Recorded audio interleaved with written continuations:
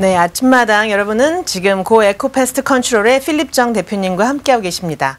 네, 오늘 어떤 이야기 저희 청취자분들께 해주실 건가요? 제가 그 개미라든지 벌레를 잡으면서 네. 예전에는 단순히 아주 미시적인 세계, 그러니까 감추어지고 단순한 그런 사회생활을 하는 것들이 이제 벌레라고 생각하다가 그것을 공부하고 또 벌레를 잡다 보니까 오히려 제가 거기 탐닉하고 연구하면서 그게 단순히 이렇게 우리가 보는 그런 단순한 존재가 아니고 인간 사회처럼 굉장히 거시적으로 보면 또 다른 세계가 보이고 인간이 배울 만한 그런 세계가 열려서 또 그로 인해서 내가 어떤 존재인지도 바라보게 되고 또 그게 하나의 그냥 내 직업의 대상이 아니라 하나의 선물처럼 다가온 그런 존재다라는 것들을 많이 느꼈기 때문에 오늘 그 얘기를 해보려고 그래요. 그래서 개미 사회를 통해서 인간의 자기 관찰이라는 네. 그런 주제인데 좀 무겁긴 해요. 네, 또 어떤 분들은 이렇게 접근할 수도 있겠구나 재밌어 하시는 분들도 계실 거예요. 예. 자, 오늘 무슨 재미난 이 개미 이야기를 해주신다고 하는데 자, 그러면은 한번 어떻게 하다가 이 개미 이런 이야기를 저에게 해주실 생각을 하셨는지 동기가 있을까요? 저는 이제 제가 공부한 것들이 단순히 뭐 이런 동물학이라든지 뭐 곤충학이하고 상관이 없는 사람이에요. 네. 그러니까 인간을 공부하는 심리학을 했고요. 그 다음에 또 신을 공부하는 신학을 했고, 네. 지역학을 했고, 또 언어를 해서 다양하게 공부를 했는데, 네. 그걸 하다 보니까 관심이 저절로 일쪽으로 갈 수밖에 없었던 것 같아요. 네. 네. 그렇군요. 근데 이 얘기를, 그러니까 제가 벌레를 통해서 인간을 관찰하는 그런 쪽으로 나아갔다. 그런 쪽에 세계관이 열렸다 그랬는데 이런 생각을 해봤어요. 그럼 왜 그 전에는 이걸 몰랐을까? 네. 물론 벌레에 대해서 모르기도 했지만 단순히 벌레만 있는 게 아니거든요. 이 세상에 생물이라는 게 인간 외에 다른 것도 있는데 근데 제가 저를 돌아다 보니까 그럴 수밖에 없었던 게 제가 살아온 그 시간들이 역사적으로라든지 저뿐만이 아니라 전 세계 동시대에 저와 살았던 사람들이 이렇게밖에 갈 수는 없었겠다라는 생각이 들었어요. 네. 왜 그러냐면 제가 1961년생이거든요.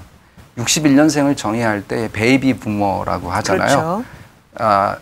세계대전 후에 그다음에 6.25 전쟁 후 우리나라는 이제 1955년부터 64년생까지를 베이비 부머라고 하고 서구 사회는 바로 그러니까 2차 대전이 끝나 45년부터 64년까지를 베이비 부머라고 하는데 그때 이제 전후에 이제 종족 본능 때문에 이제 굉장히 많은 아이들이 태어나잖아요. 네. 그리고 우리 시대는 또 재건, 그러니까 전쟁 후에 초토화된 이 이제 지구를 또 자기 나라를 지역을 되살리기 위해서 재건 운동이 일어나면서 그 많은 아이들, 태어난 아이들이 산업화에 뛰어들게 되죠. 네. 그래서 치열한 경쟁을 일으키고 또 엘리트가 필요했고요.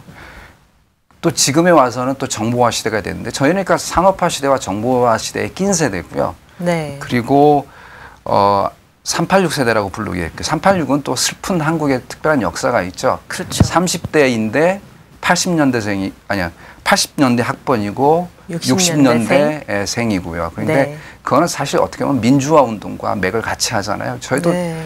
데모하느라고 공부를 했던 기억이 별로 없었던 것 같아요. 격동의 시대를 보낸 세대요. 그러니까 사실은 이 세대에서 한마디로 정의하자면 이 세대를 한마디로 정의하자 그러면 우리가 자라나면서 치열한 어떤 그 경쟁의 시대를 거쳤고요. 그리고 거기서 경쟁의 시대를 거쳐서 엘리트로 선발된 사람들은 또 사회가 요구하는 기준에 닿지 못하기 때문에 열등감과 불안감이 있었고 또 거기서 낙오된 사람들은 말할 것도 없는 불안감이 있었거든요. 네. 저만 해도 한 반에 한 80명이 있는 아이들 네. 속에서 컸거든요. 저희 한 반이 그랬어요. 초등학교 때. 80명이요? 예, 중학교 가니까 70명, 60명. 그런데 선생님하고 1년에 말 한마디 하기가 힘들었어요. 맞았어요. 예, 공부를 잘하고 못하고를 떠나서. 네. 그리고 저희가 자라나서는 성인이 되어서는 대학 입시 경쟁이 치열했죠. 그다음에 취업 경쟁, 그다음에 복지가 현저히 부족했기 때문에 우리 세대는 부모님들을 모셔야 되는 게 당연했고요. 네. 그리고 자라나니까 자녀들은 또 유학 보내달라고 해서 유학 보내야 되고 기러기 부부라는 것들이 우리 세대 거거든요. 네. 그리고 지금은 이제 아주 당면한 문제가 뭐냐면 은퇴 이후에 삶이 준비가 부족한 거예요. 부모를 위해서 돈을 다 쓰고 자녀를 위해서 돈을 썼기 때문에 저희 세대가 지금 은퇴하거든요. 제 친구들도 보니까 기업에서 하나둘 임원 하던 아이들도 은퇴하기 시작하더라고요. 네. 근데 돈이 없다라고 말을 해요. 대기업에서 있던 사람도. 그러니까 어렸을 때부터 돌봄을 받지 못한 그리고 치열한 경쟁 속에서 큰 저희 세대가 불안감에서 컸고 자라나면서 성인이 돼서도 그 경쟁이 가중되면서 지금은 모아놓지 못하고 미래가 불투명하기 때문에 네. 불안감은 말할 것도 없죠. 네. 그러니까 저희 세대는 결국 불안감이라는 그 한마디의 단어로 우리의 정서를 표현할 수가 있는데요. 네. 결국 불안감은 그 저희 세대의 또 대표적인 그 가수였고 우리 세대를 노래로 잘 표현한 하덕규 씨, 1958년생 네. 하덕규 씨가 뭐라고 말했냐면 내 속엔 내가 너무도 많아서 당신은 쉴 자리가 없다고 네. 그렇게 말을 했고 또 어린 새들이 내 속에 있어도 내 부대낌 속에서 잊지 못하고 날아가 버린다고 쉴 수가 없다라고 말을 하는데 슬프네요. 그게 사실 우리 시대의 정확한 정서라고 말을 해요. 네. 하덕규 씨가 그러면서 기독교에 귀의를 하는데 네. 그래서 이 불안감 속에는 아무도 쉴 자리가 없죠. 룸이 없죠. 그러니까 개미 한 마리조차 우리 속에 들여놓을 수가 없고 집안에 개미가 나오면 신경질이 나는 거죠. 밟아 죽여야 되고 네. 뭐 또 벌레 한 마리 나오면 소리를 지르죠. 사실 개미하고 사람하고 서로 얼굴을 맞대고 놀라라 그러면 개미가 놀래야지 왜 사람이 놀란가요? 개미는 미미한 존재이고 네. 그렇게 힘이 없는 존재인데 근데 우리가 그렇게 된 거예요. 마치 그 두려워서 떠는 강아지가 막 짖는 것처럼 네. 불안하면 짖잖아요, 강아지가. 네. 우리가 그런 약한 존재가 된 거죠. 근데 가만히 보면 우리 세대가 열심히 죽어라고 일을 해서 후세대에게 남겨놓은 게 없어요.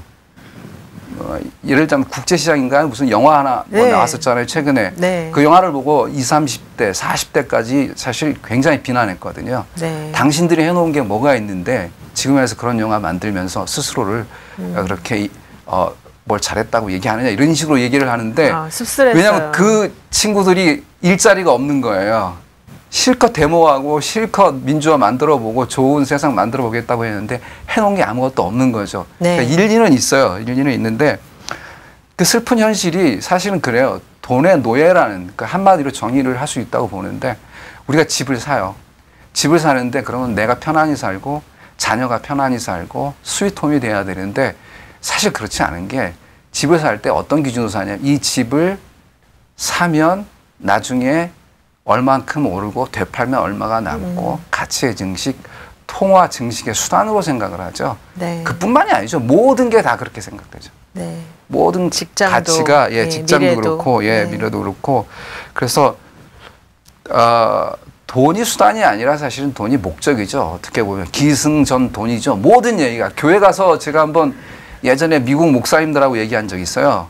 미국 목사님들조차도 어디 교회를 지으면 돈이 되고 어디에다가 하면 교인들이 많이 몰려오고 그래서 교인들이 몇 명까지 늘어날고 그런 데이터를 막 분석을 하고 있더라고요. 그래서 어디든 종교단체든 사회단체든 뭐 가정이든 기승전돈. 그게 아마 베이비 부머 세대가 지금까지 살아온 삶의 방식이지 않을까. 네. 그런 생각을 해요. 근데 저는 크리스찬이기 때문에 한번 성경의 이런 구조를 들어보려고 그래요. 인간을 신이 되려는 욕심 때문에 그러니까 죄를 짓고 나서 타락하면서 결핍이 오잖아요. 신으로부터는 자원들이 끊기면서 결핍이 생기면서 그 결핍을 채우려는 욕심이 생기죠. 그래서 인간을 욕심이 있는 존재랑 이렇게 동일시화시켜요. 인간은 욕심이다. 그런데 그 욕심이라는 그러니까 인간이라는 존재가 임신을 하면 죄가 탄생한다. 죄가 나온다. 네. 근데 죄가 나오면 죄가 자라서 어른이 되면 결국 사망으로 끝난다. 성경에 욕심이 잉태한즉 죄를 낳고 죄가 장성한즉 사망을 낳는다. 근데 아주 그럴싸하잖아요. 우리 세대가 살아온 길하고 너무 비슷해요. 열심히 살았는데 결과는 그렇게 생명으로 연결되는 게 아니라 네. 아주 불쌍한 사망으로 끝나지 않는가. 그렇게 이제 얘기하고 싶은데요. 그래서 지금 이 세상을 봐도 아이러니한 게 서구 사회는 너무 많이 먹어서 병이 생겨서 다이어트 한다고 그리고 그 병을 고치느라고 모든 돈들이 다 걸려 들어가고요. 맞아요. 또 제3세계라든지 또 못 사는 나라 가면 못 먹어서 병이 생기거든요. 네. 그러니까 자원의 분배라든지 자원의 소유, 분배 이런 것들이 사실 선물이거든요. 네. 사과 하나, 그 다음에 귤 하나, 그 다음에 공기, 태양 이런 것들 다 우리에게 거저오는 선물이었는데 인간들이 그것을 파괴시키고 그것을 그 욕심 때문에 그것을 이제 상대화시키면서 자기 것화시키면서 물화시키면서 결국은 이런 그런 결핍의 문제가 모두에게 나타나지 않았나 이런 생각을 해요. 그런데 그렇게 살다 보니까 그런데 제가 읽은 지 얼마 안 됐고 그리고 우리 시대에 저하고 똑같은 1961년생인데 완전히 저하고 다른 삶을 살아온 그 베르나르 베르베르라는 네. 그런 네. 유명한 소설가를 한 명 오늘 소개시켜 보려고 해요. 프랑스인이죠? 예, 프랑스 사람이고요. 네. 베이비 부머 세대 이제 저하고 똑같죠. 네. 근데 이제 재밌어요. 프랑스에서 태어난 베이비 부머 세대인데 61년생이고요. 저보다 2달 늦게 태어났더라고요. 근데 이제 네. 이 사람 전형적인 엘리트라고 보시면 돼요. 이제 법학을 공부하고요.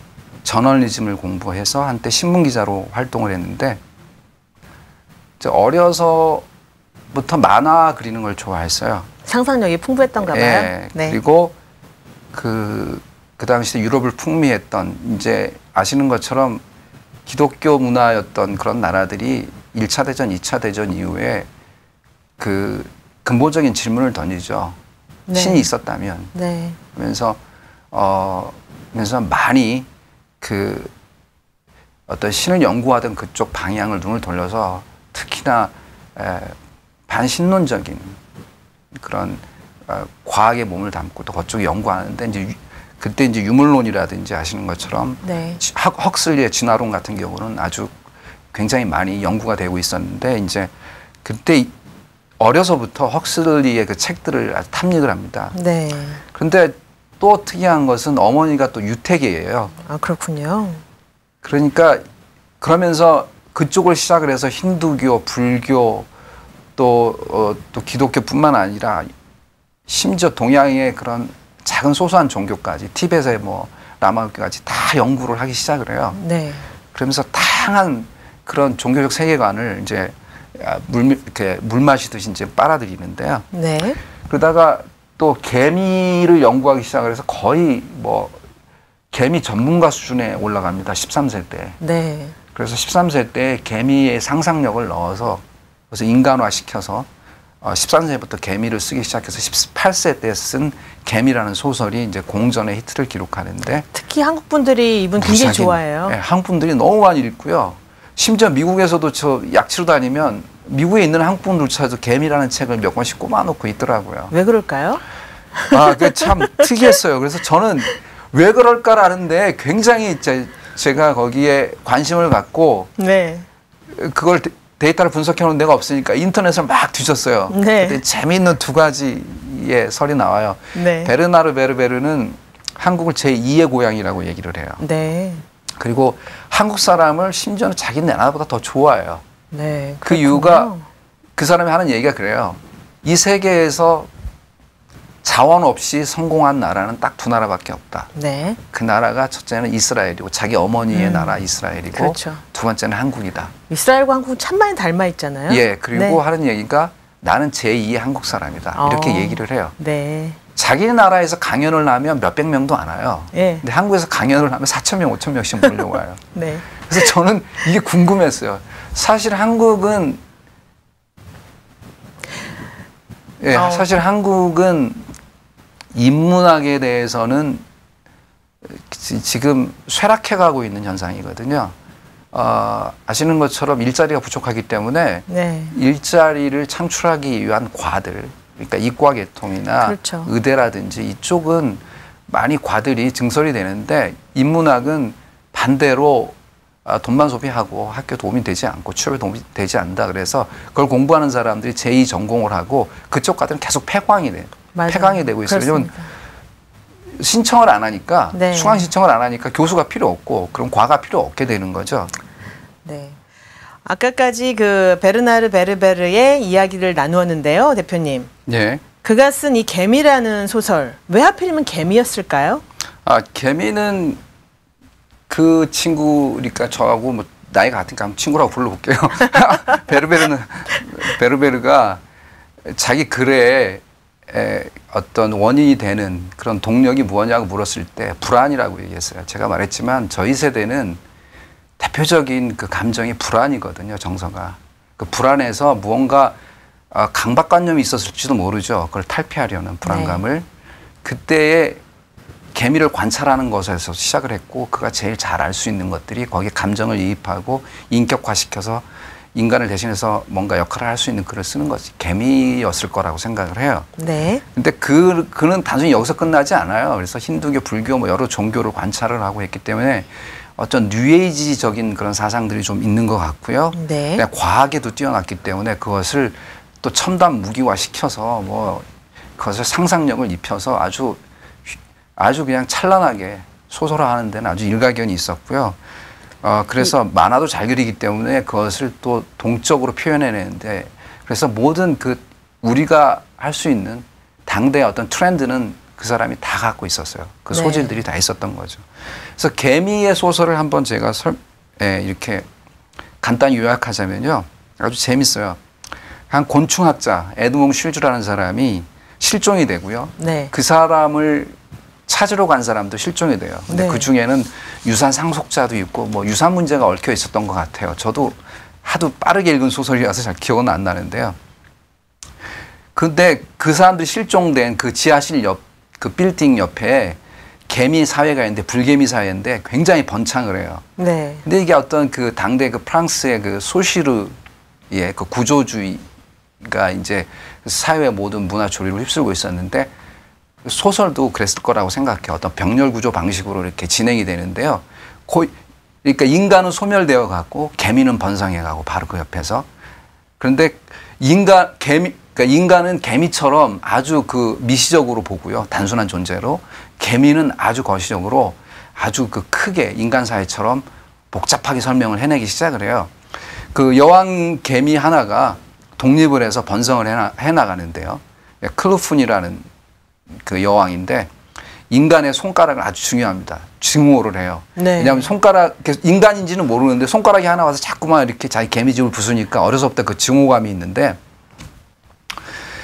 반면에 여왕을 중심으로 한 그 개미 사회 전체주의를 또 싫어하는 반체제 그룹이 있었어요. 그러니까 반체제 그룹이 있었는데 그 사람들은 저 손가락이야말로 개미 사회를 무너뜨리고 다시 일으켜 세울 수 있는 신적인 존재다.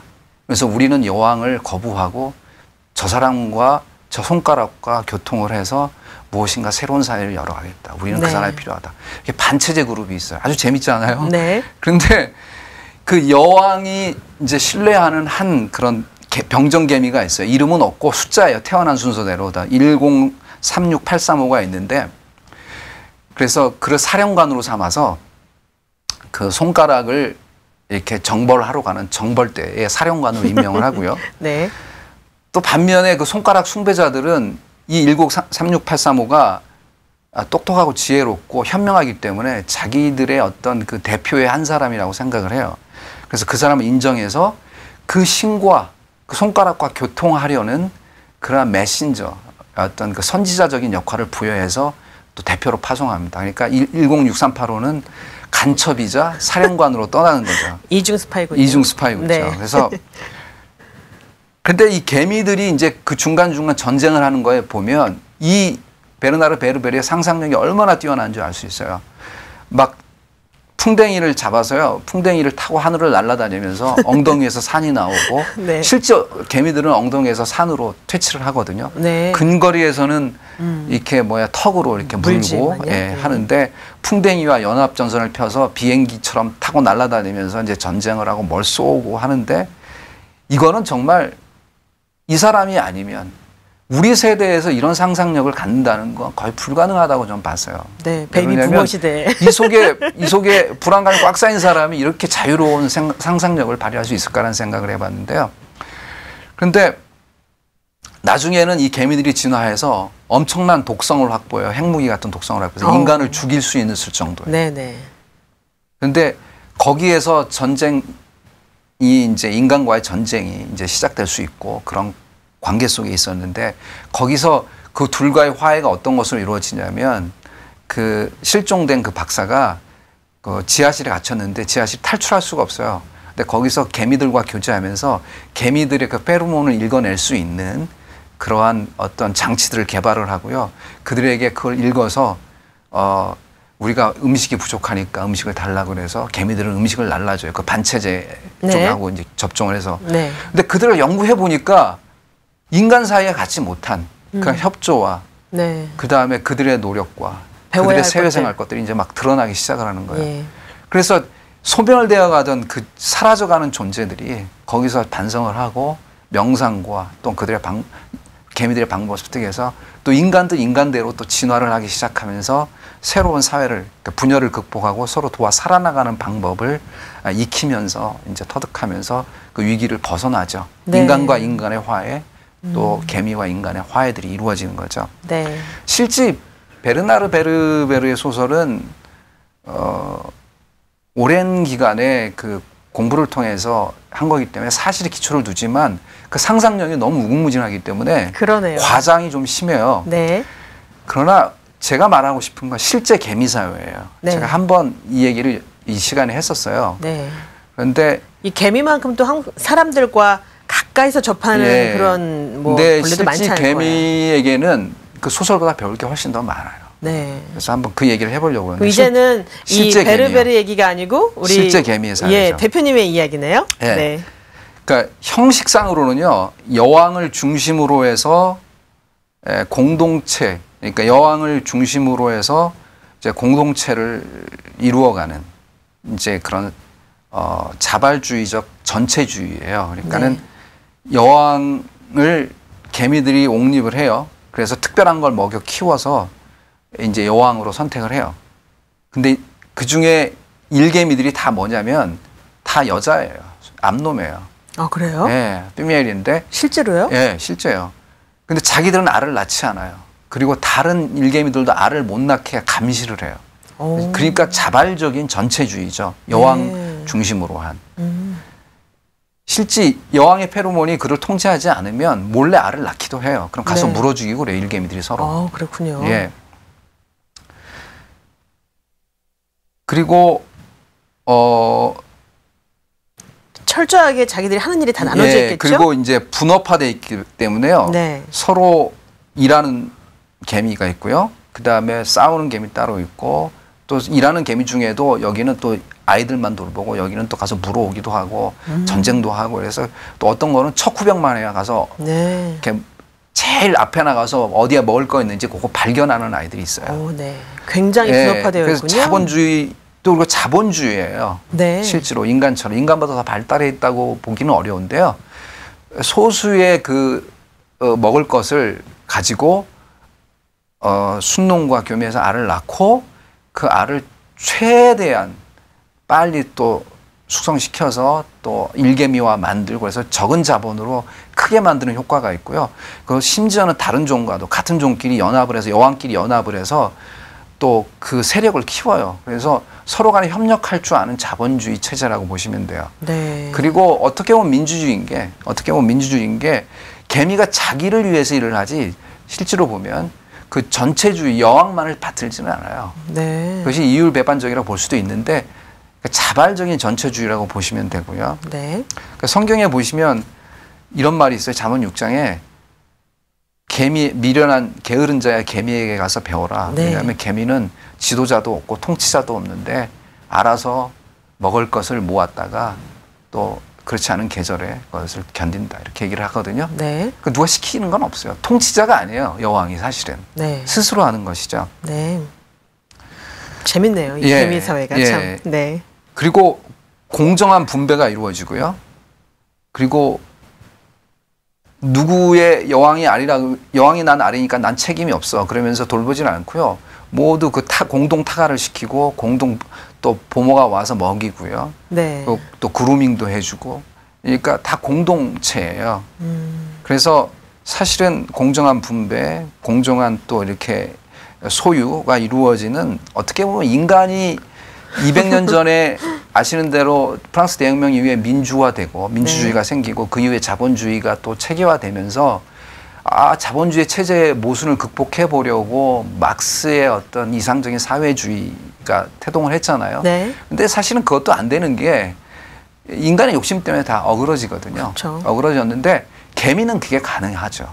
그러네요. 개미는 막스의 어떤 이상을 개미들은 실현했죠. 했고 네. 자기들끼리 선택해가면서 어떻게 네. 보면 그 안에서 진화가 이루어졌는지는 모르겠지만 예. 오랜 기간, 인간의 역사보다 오랜 기간을 통해서 가장 알맞은 체제를 그러니까 이상적인 민주주의와 이상적인 전체주의 그리고 이상적인 자본주의와 사회주의. 이상적인 공산주의 모든 것이 통합되는 그런 시스템을 갖고 있었기 때문에 네. 과학자들이 하는 얘기가 그래요. 자연계에서 가장 발달한 개체는 개미다라고 얘기해요. 인간과 그렇군요. 개미의 무게를 달아놓잖아요. 네. 인간이 개미의 100만 분의 1이 개미의 무게가 인간의 100만 분의 1밖에 안 돼요. 그러면 전 세계에 있는 개미 다 모아다가 인간 전체하고 무게를 달면 개미가 더 무거워요. 네. 그렇게 개미 개체 수가 많습니다. 네네. 그리고 개미들도 개미들이 전쟁도 네. 하고 농사도 짓고 뭐 심지어 노예제도도 있어요. 다른 네. 데서 알 물어다가 키워서 노예로 부리기도 하고 그럼 노예 부리고 게으름도 피우고 이러긴 하는데요. 네. 실제로는 개미는 이렇게 보면 그냥 우리가 집안에 들어오면 놀래서 밟아서 죽이고 그런 존재는 아니에요. 그래서 저는 결론적으로 하고 싶은 얘기가 이거예요. 우리 주위에 물이나 공기나 뭐 땅이나 이런 것들은 사실 우리에게 선물로 다가온 존재예요. 그러니까 네. 우리가 뭐 노력을 아무리 살려고 해도 살 수 있는 건 아니거든요. 뭐 이병철 회장이라든지 뭐 이 세계 모든 뭐 아랍의 갑부도 똑같은 해를 누리고 똑같은 물을 가지고 있고요. 그래요. 네. 근데 우리가 그것을 오염화시켜서 그래서 다시 또 리필터링 해갖고 우리가 돈 주고 사 먹는 거잖아요. 네. 근데 마찬가지라고 생각해요. 우리에게 개미 한 마리가 오늘 집에 들어왔고요. 그러면 그것은 나에게 꼬리를 흔들고 다가오는 그런 강아지와 같은 그런 존재라고 보시면 되고요. 네. 그 세계를 미시적이 아니라 그것을 인간 세계처럼 들여다보면 그 안에 인간이 어떻게 살아야 하는 그러한 설계도가 그 안에 들어있고요. 네. 저는 그것이 신의 어떤 선물이라고 보는데요. 그래서 인간이 자연의 눈을 돌리고 그것을 보러 보면 이 세상 모든 것이 내가 노력으로 인해서 내 힘으로 인해서 내 돈으로 인해서 살 수 있는 그런 것들이 아니라 선물로 들어왔고 내가 어떻게 해도 그것을 갚을 수 있는 게 아니라 내가 어떻게 노력해서 그것을 어떻게 그걸 이제 오염시키고 이렇게 그런 존재들이 아니라 내가 그대로 받아들여서 그대로 배우고 그래서 그것과 대화를 하고 그렇게 보면 나의 어떤 존재의 근원을 다시 한번 생각해보고 또 그것들을 통해서 어떻게 보면 베르나르 베르니가 나중에는 그것을 통해서 천사의 세계라든지 또 신의 존재까지 이렇게 나아가거든요. 소설을 네. 통해서. 우리도 그런 세계가 열릴 수 있을 거라고 생각해요. 네. 왜 가끔 그러잖아요. 교회도 가면 가만히 보면 교회에서 직분 있는 사람들도 돈이 있는 사람들이에요. 어떻게 보면 사회단체장도 돈이 있는 사람들이 되더라고요. 근데 그게 과연 돈이라는 그 내 노력의 산물로 살 수 있는 것일까 한번 생각해 볼 필요는 있다고 생각해요. 네. 선물이거든요. 네. 그러니까 그거는 그냥 그런 것들을 하는 게 아니라 감사하게 받아들이고 그것을 통해서 또 다른 사람들의 세상을 들여다볼 수 있는 것처럼 저는 오늘 개미 한 마리 때문에 이런 아주 장황한 얘기까지 나갔는데요. 아마 네. 그런 세계관들이 한번 열려보셨으면 좋겠다는 생각 때문에 이런 얘기를 하게 됐습니다. 감사합니다. 네, 오늘 너무 감사한데요. 고 에코 패스트 컨트롤의 필립정 대표님과 함께 오늘 이 베르베르의 개미에 대한 소설 이야기했는데 참 무궁무진하고 재밌었습니다. 제가 어디까지 뭘 얘기했는지도 잘 모르겠고요. 오늘부터는 이 집에 들어온 개미 상스럽게 보이지 않을 것 같은데요. 예, 물론 네. 뭐 개미가 너무 많거나 네. 사람을 물 정도 되면 잡아야죠. 네. 그러나 그것을 더불어 다른 살아가는 시각으로, 네. 다른 시각으로 좀 바라봤으면 하는 생각이 그러네요. 재밌었습니다. 감사합니다. 다음에도 유익하고 재밌는 내용 또 예. 부탁드릴게요. 예, 감사합니다.